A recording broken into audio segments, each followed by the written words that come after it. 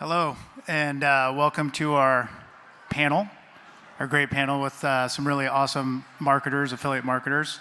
My name is Mike Balducci. I'm the GM of CreatorIQ's Commerce Solutions, and I'd like to give each panelist a quick opportunity to introduce themselves. Carol? Hi. Oh, sorry. My name's Carol. I'm from Australia, so a bit loud. I work for a brand called LSKD, which is an activewear brand in Australia, and I flew in last night, so I'm a bit sleepy, but thanks for having me. Hi, my name's Gabrielle. I'm from AWIN. I'm the influencer partnerships lead on the US side, and we help brands build out their ambassador programs. Hi everyone, Lauren and Ganamart. I work at LTK, Head of Strategic Partnerships, so really focusing on accelerating brand partnerships across a multitude of categories, but also looking at our competitive lens and capturing market share. All right, well, one little tidbit, I did some research with ChatGPT. When this panel gets home, they will have flown 25,000 miles, which is equivalent to a trip around the world. So thank you all for coming a long way to be here. So we really appreciate that. Okay, so one of the things about affiliate marketing is you got to get the technology, you got to get the platform right. And so Gabrielle, you work for an affiliate platform. Tell us about how important it is to get the technology right so that you ultimately have a successful program. Oh my gosh, I mean, it really comes down to tracking and making sure that you are capturing every single customer's actions the right way. So I would say that it's extremely important to have an affiliate platform that is going to drive the most success for your bottom funnel strategy. And Carol, you guys started you were there, you started your program from scratch. You didn't have an affiliate platform. Tell us about how you got the business case built and approved and got on the e-commerce team's prioritization list to get the tracking installed. Give us a little bit of inside baseball about how you got your program off the ground.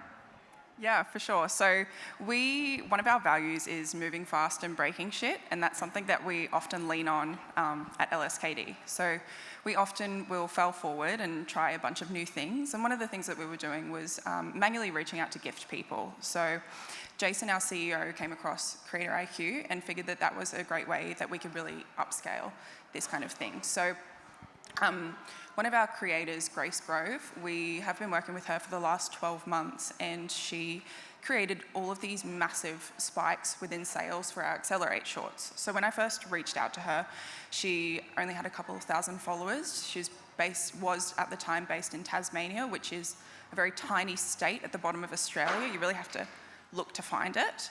And yeah, we just kind of realized that we need to lean in with her, and we created a collection with her that sold out in 3 minutes. So that was kind of us backing it and making sure that we support our creators.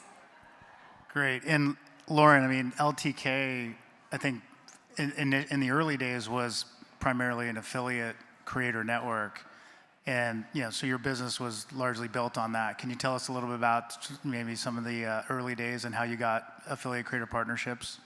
Sure. So I've been there for 4 years. I've been a fan of the brand for as long as we've been around, which is 14 years. We are founded by a creator who is still very much a part of our business today. Her husband and their 4 kids really run the business. So I think we're a true affiliate platform from a commission on sale. I think things that we've done really well is leaning into tech, and we haven't deferred away from what our essential value prop has and always will be, is to make creators economically successful. So we basically start almost every single meeting with that in mind, that being from a brand lens, from a product lens, from a tech lens. Is that going to help a creator in whatever their journey may be? A lot of what we do, and vast majority of our business, is creator coaching. So really working with creators about what is working from them. Do you know that when you post with your children or with your husband, you see a higher engagement rate? Do you know when you post in the afternoon that is where you see more clicks? So really leaning in not only from the tech and the product side, but what works from a creator lens. So let's double click a little bit on that coaching, because Gabrielle, you work on a lot of very large marketplace programs for very popular brands. And those communities have thousands of creators in them, right? And not all those creators are sort of active in terms of an affiliate, either generating clicks or creating content or generating sales. So tell us about some of the things that you and your team do in terms of putting hands on the keyboard to keep that community thriving and growing and generating a result. Yeah, absolutely. So I can't take credit for this. I have a coworker in the audience that came up with this, but it's our RNA life cycle that we call it. And it's a recruitment to activation life cycle that we really focus on. And the reason why we do this is because creators do lose interest. There are so many brands that reach out to them, and they are just overwhelmed. I mean, anyone would be overwhelmed when you're getting a million offers consistently. So we really focus on making sure that the community is engaged at all times. So that's ongoing communication from recruitment to activating them from the minute they join the program, and then focusing on the data to make sure that we have some ongoing optimization opportunities for them throughout the year. So it's never a set it and forget it solution. It really comes down to how much work you put into it. And Carol, your program uses, because people ask us a lot of times, like, should we be using affiliate links? Should we be using promo codes? Your program uses a combination of both. So maybe tell us a little bit about some of the benefits, negatives of using codes, links. How do you kind of manage, between the two? Yeah, with affiliate links, that was a very big learning curve for us, especially in Australia, because it is actually quite foreign to us. But now, as the years have progressed, it is a bit more familiar. But having a big education piece to our creators on that was huge for us, and also really leaning into those creators whose affiliate links are, they're getting the click-throughs, they're getting the sales, and offering them a discount code, because it's not something that we offer all the time, but that also provides value to them.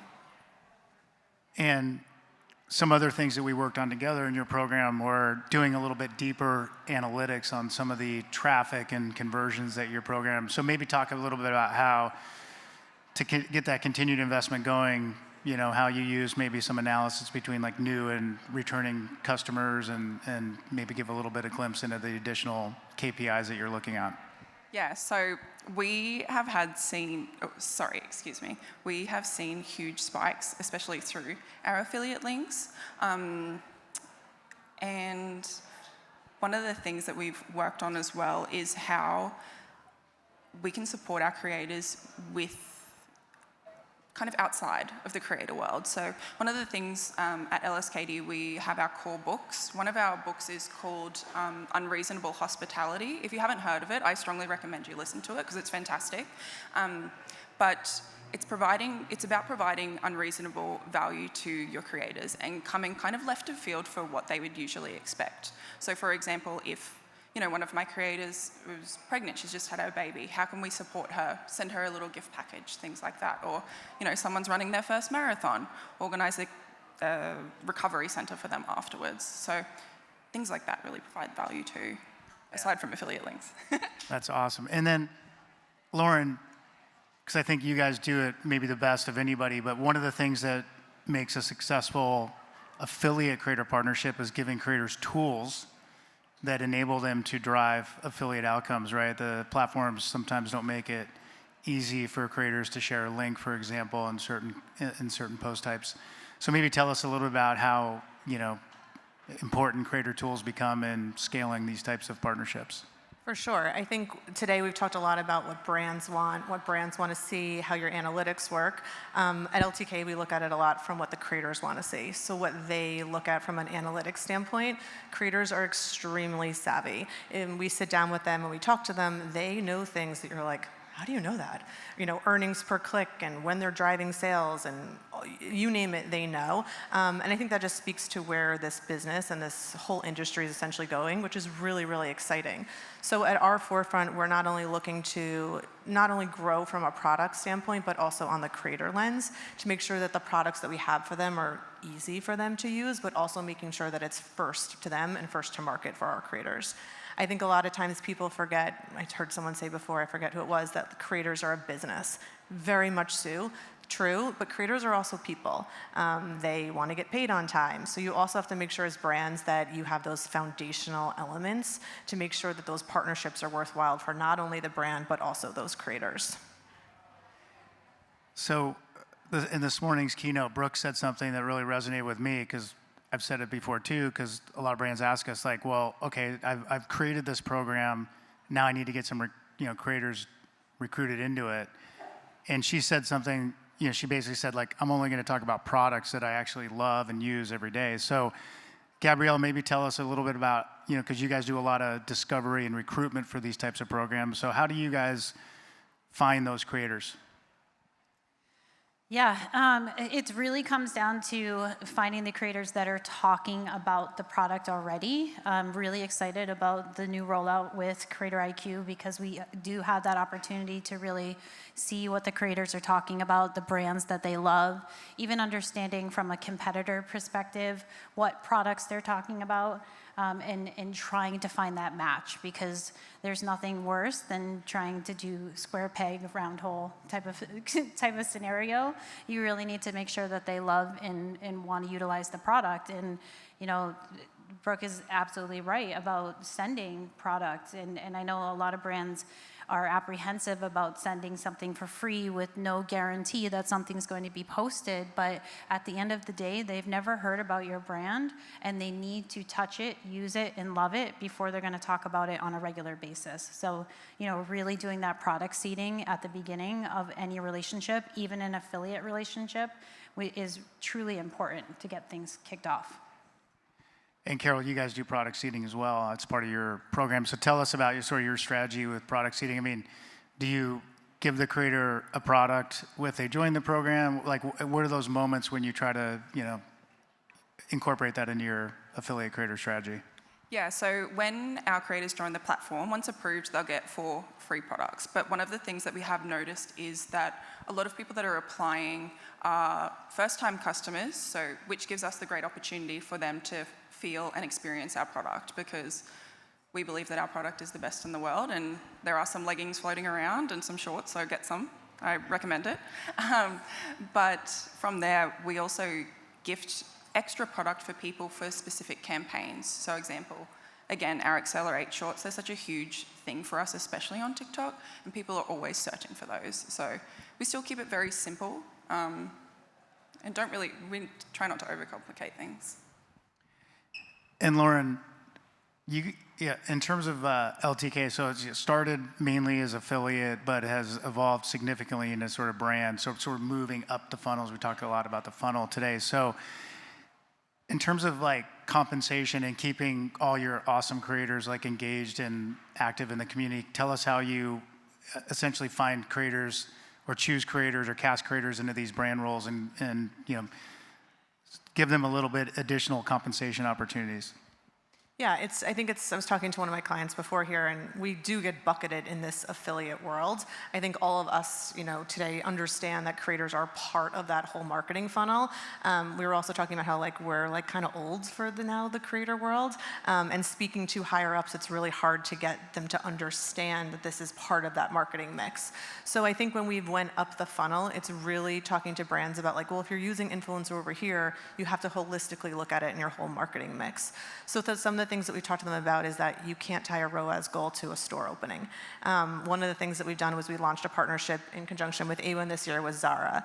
I can't tell you what a labor of love, we were talking about it before, it was for the team, but yes, they care about conversion, but it's all about what those products look like on creators. So they have to go from a certain lookbook. They have to be, within the last week. They have to be a street style, and then come sales. So I think to your point, Mike, it's really how do you look at the funnel and look at creators in different ways and categorize those creators from upper funnel awareness, making sure that they're getting paid holistically, because they're probably not going to get as much commission on that sale versus a sales driving creator that has a call to action to promos or buy this now or something like that. So I think you have to really break that apart and put it into buckets essentially, but making sure that when you're thinking about, okay, we're just looking at ROI, those creators have to resonate with your brand. You can't just think like, oh, they worked for so-and-so, let's try them out. It's a 10x return. So just being really realistic, I think, with your goals, and then making sure that you're using the right creators at the right time for what's also then your goals, but also then the timing of your project. And so staying along those lines of more of the full funnel sort of view, Gabrielle, we've worked on some reporting together for some of our mutual customers where they've combined reporting in CreatorIQ related to the social content and how that's performing and getting engagement, combined with the click and post-click activity in AWIN. So talk about maybe some of the ways that your customers are looking at those reports and evaluating the programs just beyond direct revenue. Yeah, absolutely. So ROI means a lot of different things, and I agree that affiliate isn't the end-all, be-all of your influencer strategy. It has to be a full funnel strategy. So we do have brands that invest in their flat fee strategy that's more of an upper funnel ROI, and then we also have that same brand focusing on their lower funnel strategy, which would be that return on ad spend. So when it comes to identifying and managing those creators, you really need to have a well-organized CRM. I think that's extremely important, having the right tags for those creators and really understanding which creator is going to drive the biggest impact from an awareness play and which is going to drive the biggest impact from a lower funnel perspective. So the way that our brands really manage that is, like I said, through the tagging. The tagging is really important. And then we need to know when to optimize with those creators. So during your tentpole moments, your holiday strategy, it's not going to be the same for your top funnel creators. They're going to require a flat fee and product versus your affiliate creators that really understand how to drive a conversion, so they need a higher commission. And again, product. I think product is extremely important, and I can't drive it home strong enough to say that that is what is needed to create the content. And Carol, how does your team look at beyond sort of the revenue? Are you guys reporting up all the impression metrics and posts and all that stuff? Yeah, so we look at those impressions and all of the, what is it? Views? No. Views, impressions, Anyway, likes, engagements. Engagement. Oh, EMV, SMV. EMV, yeah. there was a V in there and I knew it. We got there collectively, thank you everyone. But one of the things that we actually do refer back to a lot is we have 26 retail stores, one of them is in San Diego, and referring back to what our community is asking for. So coming into store, showing their phone, being like, I want what this creator is wearing. So it's something that's huge for us and is actually more of a metric that we use aside from all of the classic ones that we use as well. Yeah, and because you guys are, I would classify you into more of a growth brand. Does a CFO care? Does the owner care? Or is it just like, hey, we need revenue, so if I give you $1, you better return $2? Yeah, so I've been doing reporting on this with the CFO, and he was very happy with the upwards trajectory that I've shown him. But yeah, we definitely more so just lean back on like what community are we creating and how are we bringing value to our community, because that's the most important thing for us. Yeah. Okay. We got about 5 minutes left.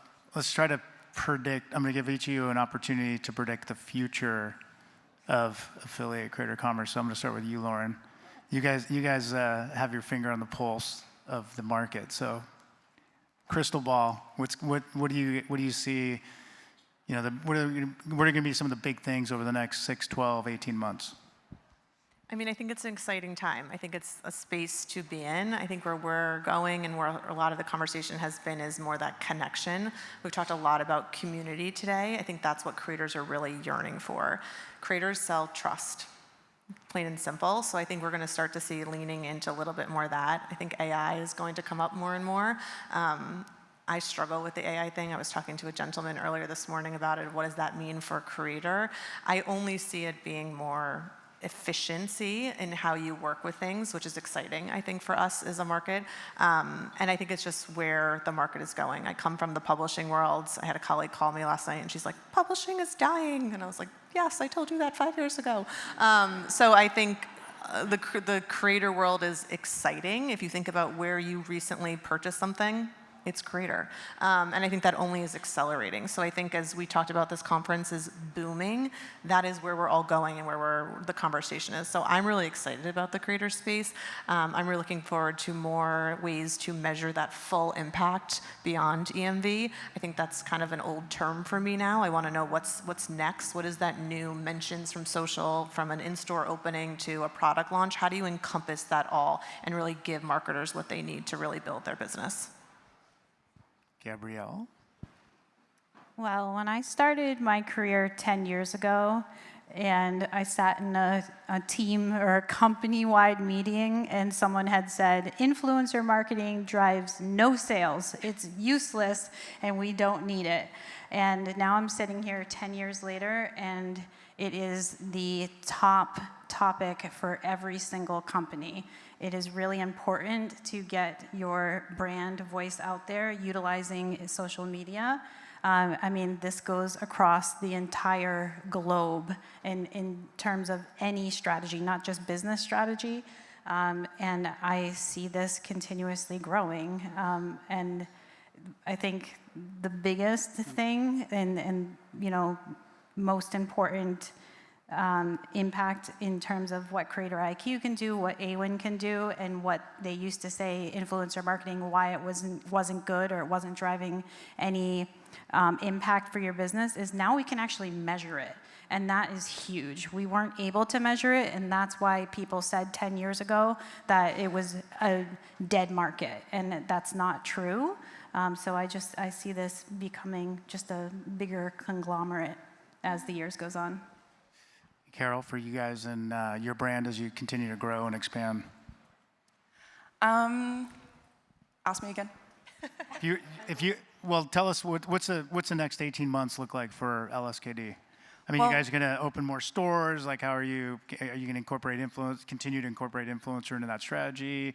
How are you going to continue to? I mean, I've looked at your charts. It's like I was a CFO for a lot of my career. That's the chart I like, up and to the right, up and to the right. So, post. You know, all the metrics are moving in the right direction. How do you keep that going for the next 18 months? Yeah, absolutely. So the last 18 months, we've, thankfully to the huge help of Mike and the team, we've been able to generate 2 mil in sales through CreatorIQ, which is incredible. But thanks. But with that as well, everything I think will stay the same, but we are very nimble and we do change things as we need to. But I would like to just give some advice for the people that are starting, because starting this world is actually quite challenging. And one of our values at LSKD is enjoying the journey. So just enjoying the process that you're going through, enjoying working with people that you've never met before, meeting new people. That's so important to the creator world. And like, you want your creators to feel like your friends and your extended business. And that's such an important thing. So I feel like that is part of the growth of our CreatorIQ strategy. I love that. Yeah, I do too. Because I mean, we've done some research on with affiliate creators, and they all are seeking a partnership, right? I mean, and like when you drill into that, it's not like transactional. I don't want okay, here's my link, and you know, I got to go make some sales. They want to feel like I'm partnering with this brand, and we're going to be together for a long time. I love your product, right? And I'm going to have opportunities beyond just a promo code and a link. So. With that, I think we're going to wrap it up here. So thank you all for traveling such a long way. Really appreciate it.